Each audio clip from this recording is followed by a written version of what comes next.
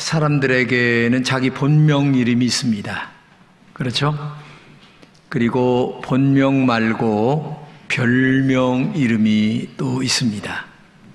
별명은 뭐 친구들이 져주기도 하고 또 나쁜 점을 꼬집어서 져주기도 하고 좋은 점을 이렇게 꼬집어서 만들기도 하죠.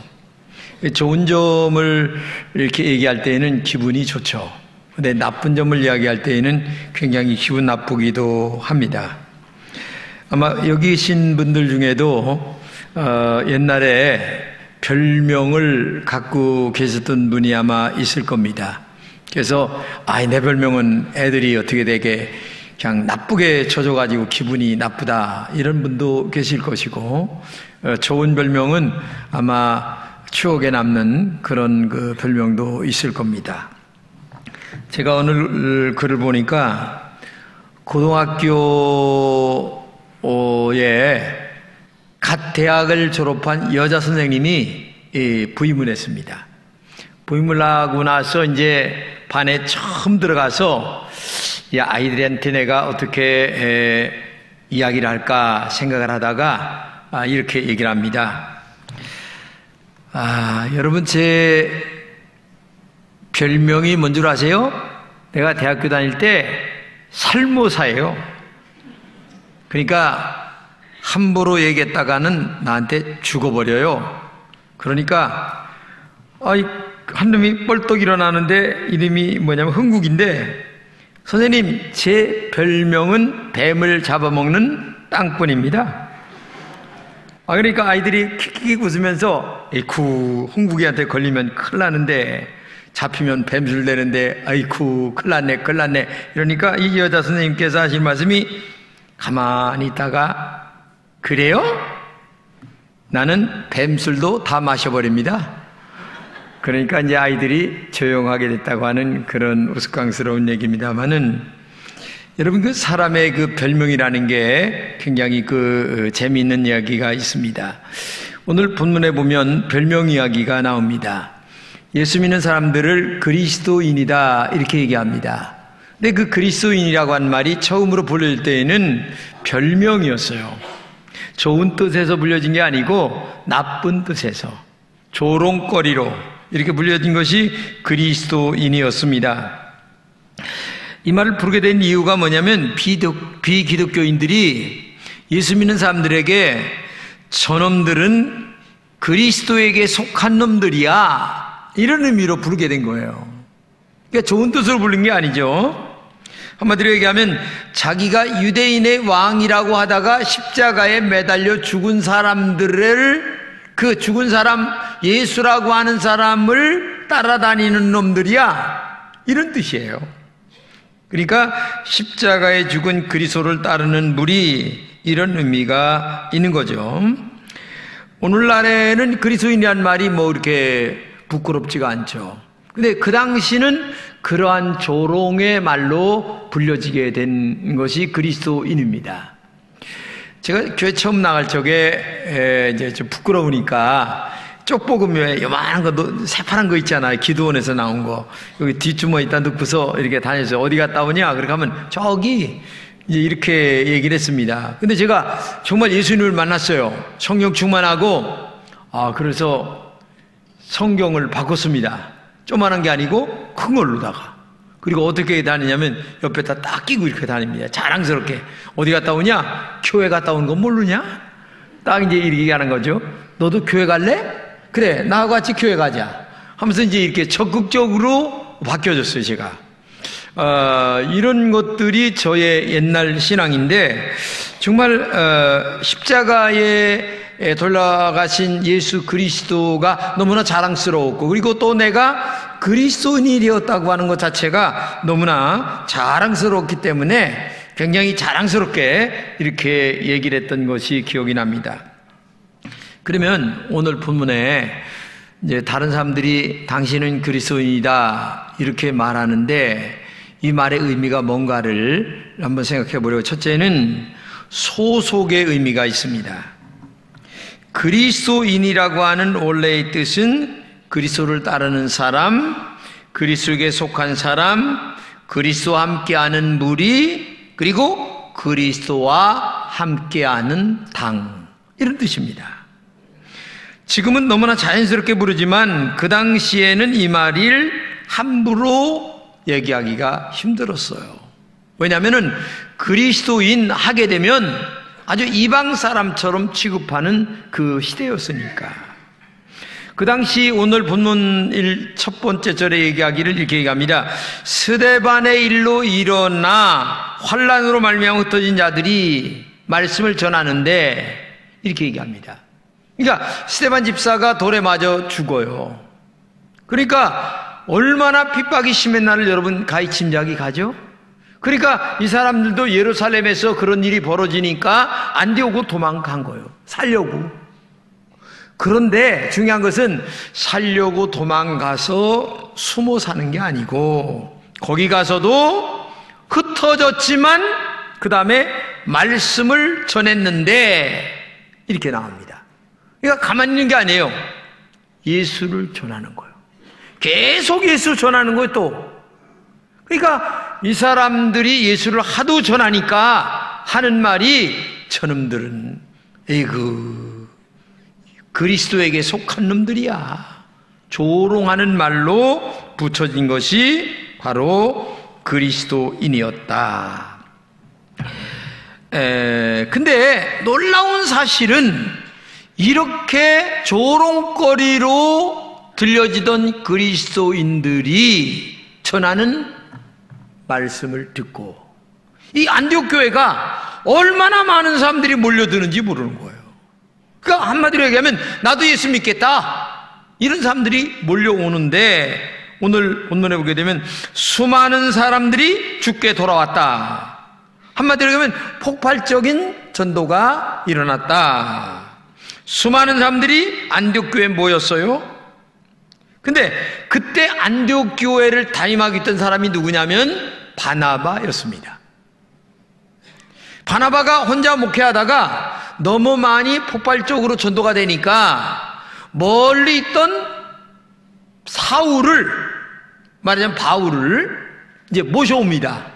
그래가지고 이 바나바와 바울이 함께 목회를 하다가 나중에 이제 선교사로 파송을 또 받게 되는 일이 지난번에 제가 안디옥 교회의 이야기를 2번 얘기를 했는데 그 이야기의 연장선에서 지금 그리스도인이라고 하는 얘기를 하고 있는 겁니다. 근데 이 바나바에 대한 평이 굉장히 좋았어요. 2가지의 오늘 본문에 얘기하는데 첫째는 착한 사람이다. 한마디로 얘기하면 인성이 굉장히 좋은 사람이에요. 사람은 인성이 좋아야 됩니다. 외형의 어떤 학벌이나 아니면 또 뭐 외형적으로 뭐 지위 아니면 돈의 문제 이런 게 중요한 것보다도 진짜 중요한 것은 인성이에요. 그래서 오늘 여기 착한 사람이라고 하는 말은 바나바 자체가 인성이 굉장히 좋았고 그 다음에 거기에다가 성령이 충만했고 그 다음에 믿음이 충만한 사람. 그러니까 인성 좋은 데다가 영적으로 충만했어요. 더 말할 것이 없는 거죠. 이게 굉장히 중요한 겁니다. 근데 오늘날 많은 사람들은 외형을 따집니다. 학벌 따지고 그 다음에 뭐 외형 따지고 이런 걸 따지는데 이 바나바는 그런 사람이 아니었어요. 인성 좋았지 거기다가 영적으로 충만했어요. 그러니까 교회가 부흥된 거예요. 그냥. 교회가 부흥되다 보니까 그런데 안 믿는 사람들은 그 모여든 사람들에게 뭐라고 얘기합니까? 에이그 저거 십자가에 매달려 죽은 그리스도에게 속한 놈들 에이그 저거 하면서 조롱하는 쪽으로 그 다음에 멸시하는 쪽으로 얘기하는 말이 그리스도인이었다라는 얘기입니다. 다른 말로 얘기하면 이런 뜻이에요. 이 사람들이 얼마나 예수에게 빠졌느냐 그 말이에요. 조금 더 지나친 말로 얘기하면 그 당시 안디옥 교회 교인들이 예수를 따르는데 좀 미친 사람처럼 따른 거예요. 미쳤다고 해서 뭐 머리가 뺑 도는 게 아니라 다른 사람들이 볼 적에 지나칠 정도다 이런 말입니다. 근데 중요한 것은요, 미치지 아니하면 결과를 만들지 못한다는 거예요. 에디슨이 발명에 미치다 보니까 발명왕이 된 거예요. 바울이 미치도록 예수를 따르다 보니까 역사 인물이 된 겁니다. 기도에 미쳐보세요. 하나님 만나고 성령 충만합니다. 그리고 문제 해결받지 못할 사람이 없어요. 근데 기도에 안 미치고 그냥 슬슬 양다리 삼다리 걸치고서 신앙생활 하다 보니까 결국 아무것도 되는 게 없어요. 종교인이라고 하는 문의는 있는데 실제 결과를 만들지 못한다는 거. 왜? 미치지 못하기 때문에 그런 거예요. 기도에 미쳐보세요. 말씀에 미쳐보세요. 전도에 미쳐보세요. 제가 오늘 2부에 어떤 분 아프신 분이 오셨어요. 기도해 드리면서 자매님, 하여튼 하나님 앞에 나 좀 제발 하나님 고쳐주세요. 근데 거기다 한마디를 꼭 붙이시라고 그랬어요. 나만 고쳐주시면요, 내가 1년에 100명 전도하겠습니다 라는 말을 꼭 붙여주세요. 이게 서원기도라고 하는 건데, 그렇게 하면 하나님이 훨씬 더 불쌍히 여기실 가능성이 큽니다. 그러니까 눈물을 질질질 흘리면서 알았어요 목사님 이렇게 하면서 이제 기도하고서 같이 갔는데, 사실 그렇죠. 내가 하나님 건강 주시면 내가 1년에 100명 내가 하겠다. 그러면 한번 미쳐 본다는 얘기죠. 응? 기도에 미치고 말씀에 미치고 사랑에 미치고 헌신에 미치고 그 다음에 봉사에 미치고 영혼 사랑하는 일에 미치고 여러 가지를 정말 다른 사람들보다 더 과하게 열심히 하는 사람들에게 어떤 결과가 있는 거예요. 공부 아무나 하는 겁니까? 생각해 보세요. 공부에 미친 놈만 공부 잘하는 거예요. 겨우 뭐 공부 시간에 가지고 앞으로 끄떡 졸고 옆으로 활딱 넘어지고 100번 해봐야 아무 의미가 없어요. 선생님 눈 똑바로 바라뜨고 그 다음에 집에 와서 공부 열심히 하는 놈이 뭔가 결과를 만들고 가문의 영광이 되는 것이지. 응? 생각해 보세요. 여러분들 그거 원하잖아요. 그렇게 공부에 미치기를 자식들이. 근데 왜 나는 예수에 안 미칩니까? 한마디로 나는 예수에게 미쳐서 예수에게 완벽한 소속이 된 사람이 그리스도인이다 라는 말의 표현이 오늘 당신은 그리스도인입니다 이런 말의 의미예요. 그렇기 때문에 여러분 소속이 분명하시기를 축복합니다. 어디 가서 얘기할 적에 어디 교회 다녀? 나는 금천교회 다닙니다. 담임 목사가 누구예요? 김진홍 목사입니다. 얘기해야 되는데 어디 교회 다녀? 저기. 담임 목사는 누구요? 글쎄 있어요. 여러분 그렇게 하면 안 돼요. 내가 누구냐? 명함 딱 내밀고 나는 금천교회 장로 아무개입니다. 하이 뭐 확실하게 얘기가 돼야지. 누구요? 난 글쎄 뭐 그냥 뭐. 나는 그리스도인이다라고 하는 이 소속감이 분명해야 될 줄로 믿습니다. 두 번째 중요한 건 뭐냐면은 나는 당신은 그리스도인이다라고 하는 말은 정체성이 분명한 사람이란 얘기예요. 이 정체성이라고 하는 말을 사전적 의미를 이렇게 얘기합니다. 어떤 존재가 본질적으로 가지고 있는 특성, 오랜 시간 동안 일관되게 유지하는 고유한 실체. 이거 어려워서 골치 아파요.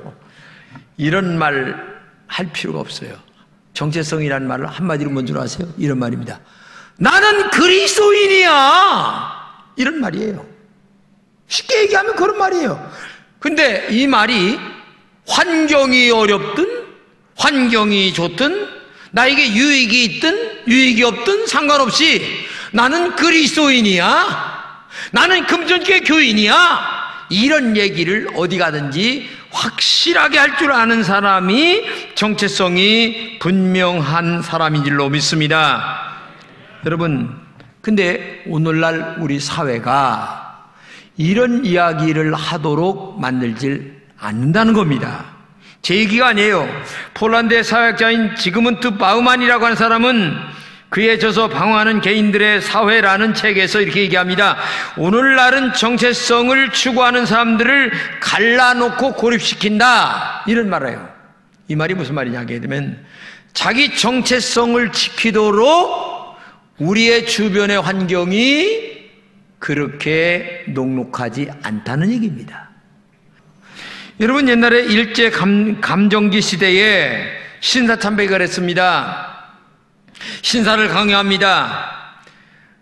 안 하면 별의별 짓을 다 하는 거예요. 목회를 못하게 만드는 거예요, 목사님들. 일본 순사들이 와서 다 서 있고, 목사가 무슨 말 잘못하는가 꼬투리 잡아서 그거 한마디 잡아다가 다 물고 늘어지고. 그러니까 하다 안 되니까 할 수 없이 목사님들께서 신사참배를 했어요.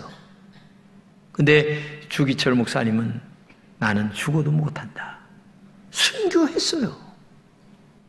그렇게 반대를 무릅쓰고 순교하는 사람도 있는 반면에,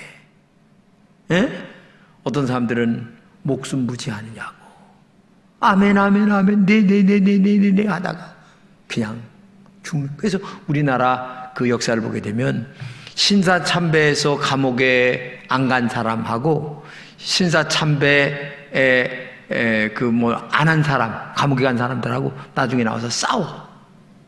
우리는 신사참배 안 하고 감옥에 갔는데 너희들은 밖에서 뭐 했냐? 그래서 미안해 한데 이 사람들이 너무 지나치게 얘기를 하니까 그래 했다 어떡할래?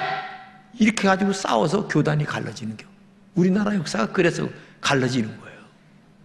어느 정도 하고 말해야 되는데 자기 의를 너무 드러내다 보니까 그래 했다, 이렇게 나오다 보니까 문제가 심각해지는 거예요. 초대교회 교인들도 마찬가지입니다. 정체성 지키기 위하여 사자밥된 사람들 많습니다. 나는 그리스도인입니다라는 이 정체성 하나 지키기 위하여 사자밥되고 감옥에 가고, 지금도 로마에 가면 카타콤이라는 게 있잖아요. 지하 도시가 이제 지하 도시, 지하 7층을 팠어요.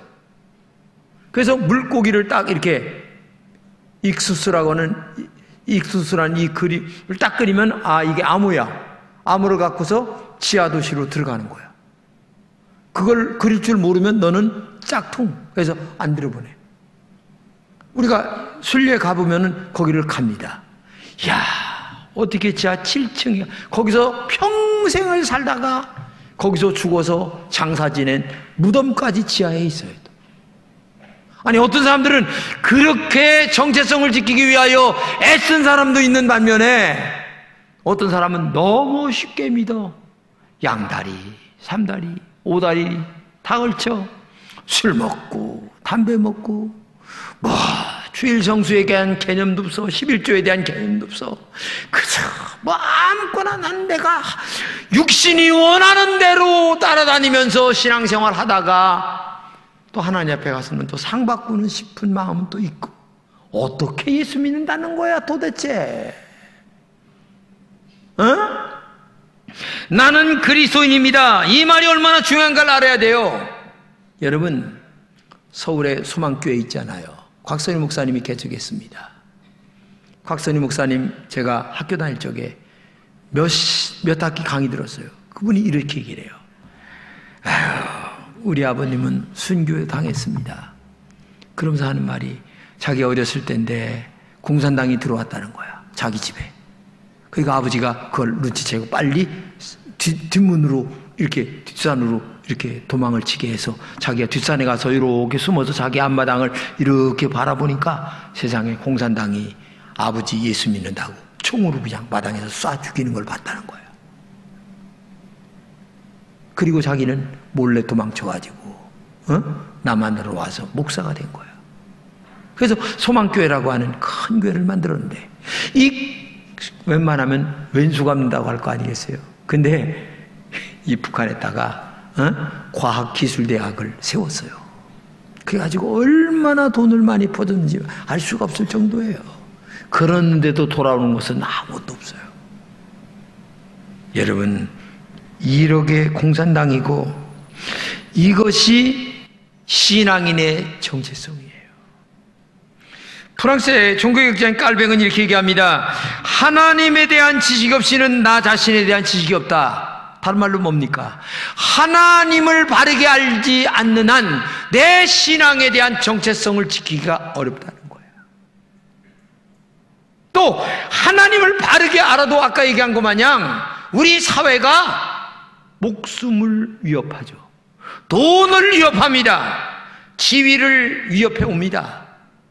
그럴 때에 내가 정체성을 바르게 지키기가 얼마나 어렵겠냐 이거죠. 그러니까 하나님에 대한 지식을 바르게 알아도 어려운데 그나마 하나님이 어떤 분인가를 바르게 알지 못할 때에 내가 바르게 정체성을 지키기가 얼마나 어려우냐. 무두이 목사님께서 부흥회를 하고 끝났습니다. 근데 어느 아주 대학 교수가 아이고 은혜 받았습니다 한마디 하더니만 오늘 목사님의 설교에 단어 철자가 16번 틀렸습니다. 딱 얘기를 하는 거예요. 아이고 훌륭하시네요. 아마 한 50번은 틀렸을 것 같은데 잘못 쓴 것 같으네요. 그 얘기하니까 가만히 있다가 목사님이 또 물었어요. 저야 원래 무식하고 원래 못 배우고 원래 이렇게 어리석은 목사지만 그래 교수님은 그렇게 훌륭한 지식과 능력과 그리고 배움을 가지고 이 사회와 하나님을 위하여 얼마나 헌신하셨습니까? 물으니까 아무 말 못하더라는 거예요. 여러분 많이 배우셨죠? 많이 갖고 있죠? 지위도 있습니다. 근데 나를 위해서는 많이 썼겠죠? 어려운 자들을 위해서 얼마나 쓰셨습니까? 하나님을 위하여 얼마나 시간을 쓰셨습니까? 얼마나 정직한 11조를 하고 계십니까? 여러분 우리가 정체성이 분명해야 됩니다. 정체성이 모든 면에서 분명하게 나타나야 된다는 얘기입니다. 로마 제국 말기에 유명한 두 여인이 나옵니다. 우리가 알다시피 어거스틴의 어머니 모니카 그리고 네로 황제의 어머니 아그리피나. 어거스틴이 얼마나 방탕했는지 14살에 애를 낳습니다. 근데 그 방탕한 아들을 위하여 13년 동안 눈물을 흘려 기도하다가 나중에 이 어거스틴이 돌아와서 얼마나 회개를 했는지 성자 어거스틴이 됩니다. 그가 지은 신의 도성, 참회록이라고 하는 이런 책들은요 역사에 얼마나 중요한 책인지 알 수가 없을 정도예요. 근데 네로 황제의 어머니 이 아그리피나는 아들을 똑같이 사랑했지만 아들을 황제를 올리기 위하여 자기 남편을 죽입니다.